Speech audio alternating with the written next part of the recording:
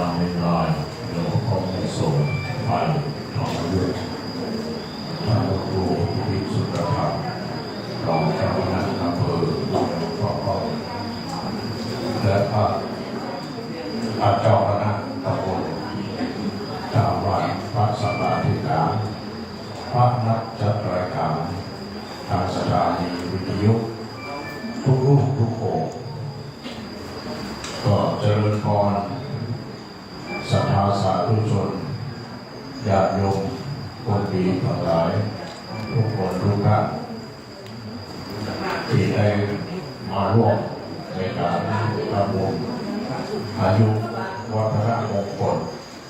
ของท่านพระครูปฏิภาณธรรมทินหรือผู้ยอมในวันนี้ขอทุอารู้ตัวท่านได้มีกำลังกายกำลังใจ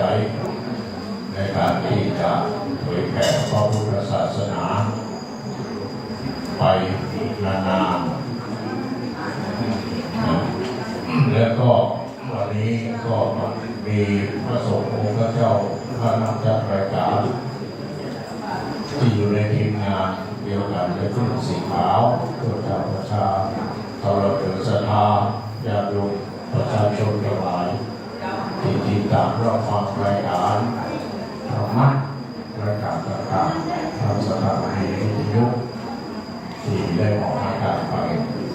วันนี้ก็มาจากมาโคเมวาโดยที่ว่าเขาได้มาแสดงถึงความ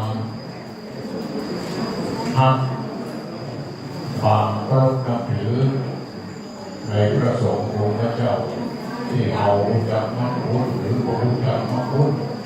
ก็มาในฐานะที่ว่าเป็นอุบาสกอุบาสิกา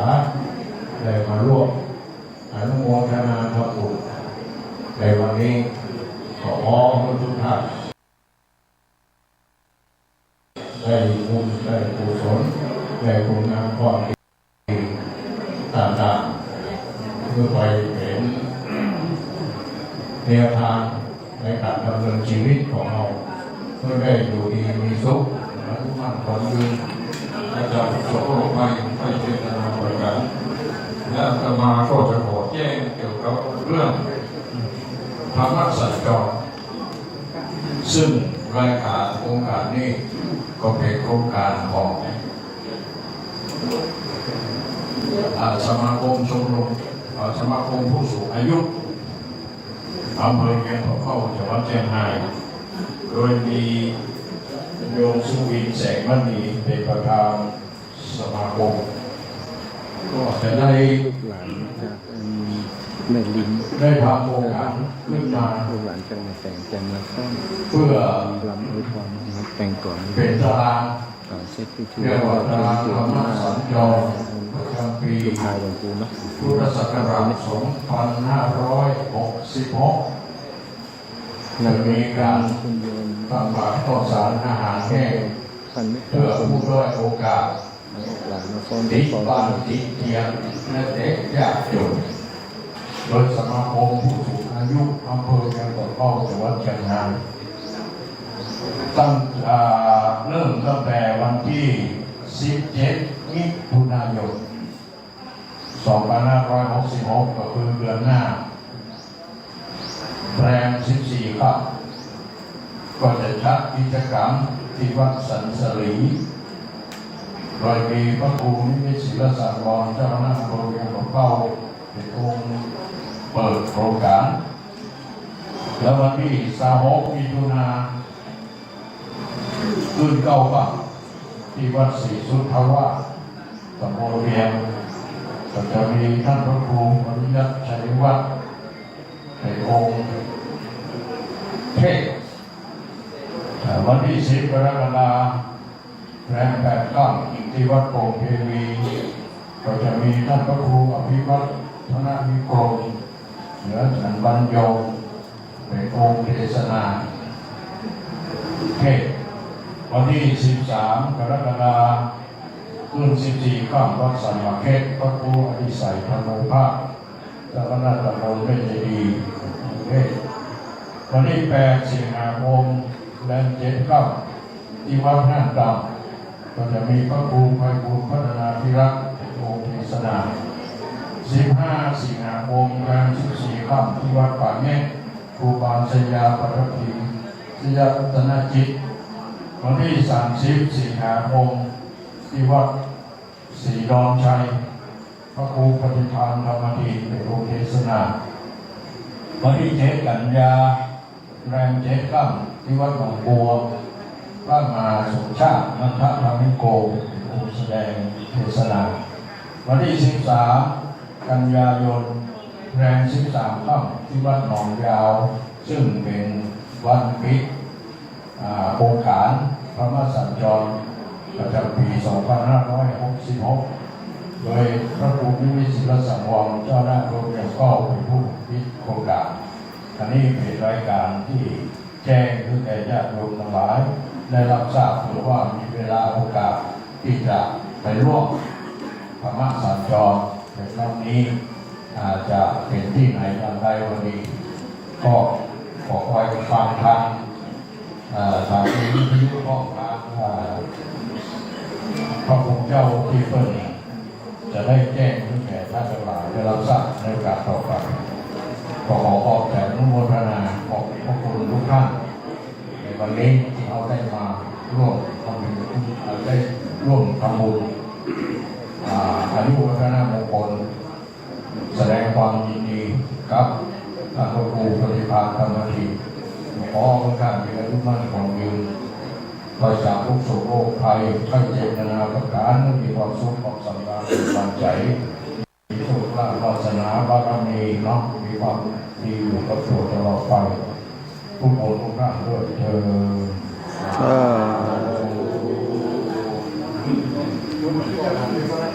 ขออนุญาตถามเลยใจละพรจากประสงค์ยะถาวาริวหาภูราภริภูเรติสาคารังเอวะเมวะอิโนติมังเปตานังโอปปะติ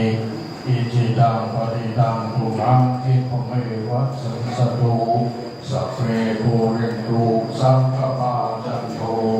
ปัญญารโสยะถามณิโชติราโสยะถาโยวิวัชชันตุสัพพะโลกเวนัสสันตุมาเตภวัตวันตรายโยสุขีติกายุโกภวะอภิวาทนาสิริสเนจังบุญตาปัจจายโนจัตตารโอธรรมวัฏันติอายุวันโนสุขังภาโสอาคานาโตสุขิโตวิรุณโหโหตัสสะสะเนอะโนโตสุขิโตโหติสาสะเพอิยาติมิโสอังดานังโต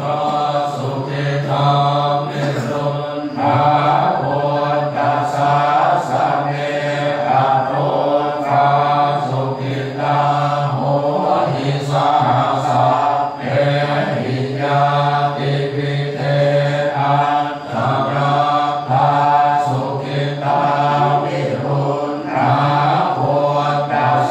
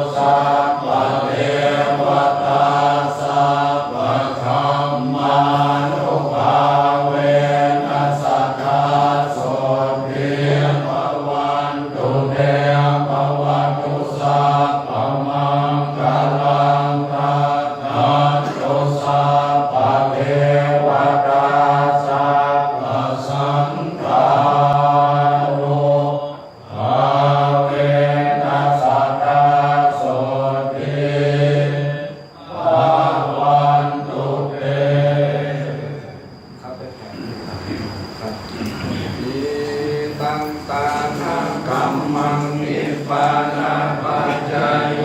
โหตุโลนิจังอิจังสีรากัมมังนิพพานาปัจจยโยโหตุโลนิจังอิตังภาวนากัมมังนิพพานาปัจจยโยโหตุโลนิจังยังปินทิกุสลังกัตตาพังกัมมังสัพเพหิกาเตหิกาตังปุญญังโนอนุโมทันตุสุนันตุโพนโตเยเทวาอัสสามิงทาเดอาทิคาตายุกาสัทธาโหตุสัพพะสัตตานังสุขีอัตตานังปาริหารันตุมาตาปิตาสุขิตาโหตุทุกขาสัพเพยาติกาสุขิตาโหตุทุกขาปามุญจันตุสัพเพอาญาติกาสุขิตาโหตุทุกขาเพปิสาสัพเพยัคขาสัพเพเปตาสุขิตาโหตุทุกขากันตุสัพเพนัคขัตตาสุขิตาโหตุทุกขาปามุญจันตุสัพเพเทวาสุขิตาทุกขาปามุญจันตุสัพเพอาจาริยุปัชฌายาสุขิตาโหตุทุกขาปามุญจันตุสัพพะสัมปัตตินังชามิจันตุโกวันตานะครับประธานนะครับวันตาพิพันเตสัพพังอาภาราทังคามาธาเมพันเตมยากาตังปุญญังสามินาอนุโมทิตังพังสามินากาตังปุญญังไมหังตาตาพังสาธุสาธุอนุโมทามิสุมาเจ้าพรรษามาพระนะครับกายเยนะวาจายวะเจตสาวาภูเทกุกัมมังปะกะตังมยายะ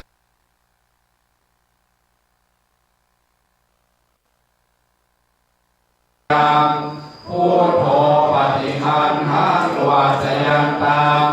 การันตะเรสังวริตุงวะพุทเทกายเยนะวาจาเมกุกัมมังมยายังธัมโมปฏิคันหังวัจยันตังการันตะเรสังวริตุงวะธัมเมกายเยนะวาจายวะเจตสาวาสังเฆกุกัมมังปะกะตังมยายังสังโฆปฏิคันหังวัจยันตังการันตะเรสังวริตุงวะสังเฆครับนั่งวงบนอกก่อนที่จะลาพระครับเพื่อเป็นสิริมงคลกับครอบครัวกับครอบครัวกับพี่น้องทุกท่านครับ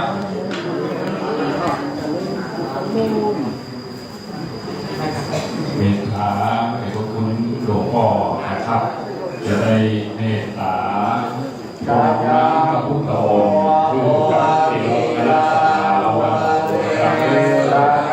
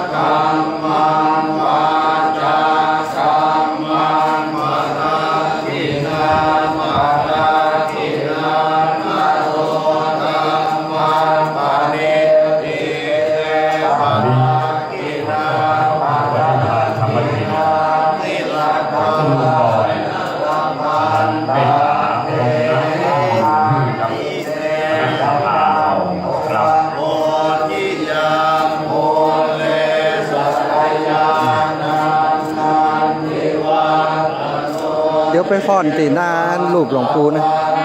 หน้าเจดีย์ครับเดี๋ยวเสร็จพิธีนี้คือเป็นประกาศจากลำขันดอกกับลำอวยพรล่ะอวยพรมีก่อนไหนๆก็มาแล้วเฮาสองเป็นยามได้เตรียมผมเป็น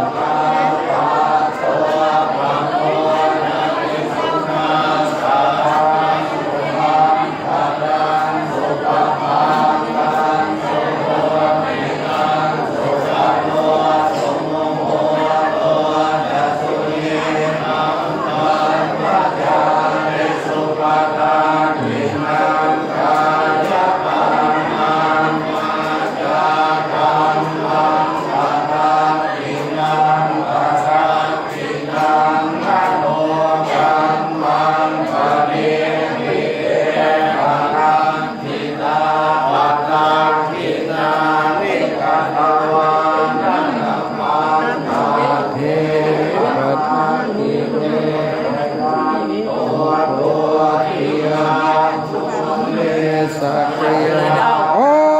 ใช่เนาะใช่เนาะเดี๋ยวก่อนโอ้ไปหนีไปกันไปไหนจ้ะโอ้มาน้อยนึกว่ามาเป็นวันลบอยู่เฮ้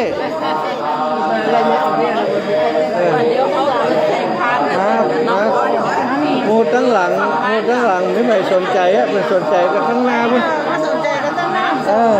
ข้างหลังทำกระเป๋านักเนี่ย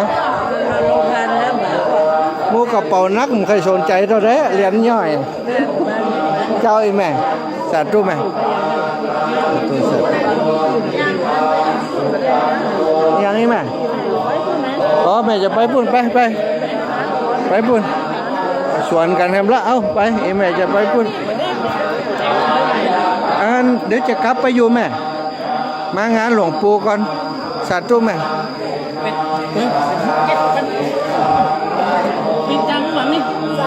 มาถึงเด็กกี้กันปีชอบหาในกำคันฮะโอ้จ้ะ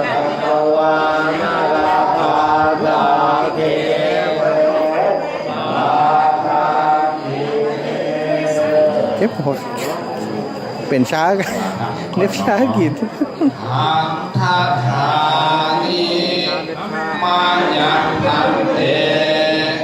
อาภูชาพาหุกิจังวายังพาหุกะติยาสัทธานิตุมเหกาลังมัญญาธาสาธุพันเตสาธุพันเตเสียหน้าขับของอะไรครับพิธีในวิหารเป็นอันเสร็จสิ้นบริบูรณ์นะครับต่อสาธุอนุโมทนาแต่ตู้เอาของเร็วเข้าใจเอาเร็วเอาของ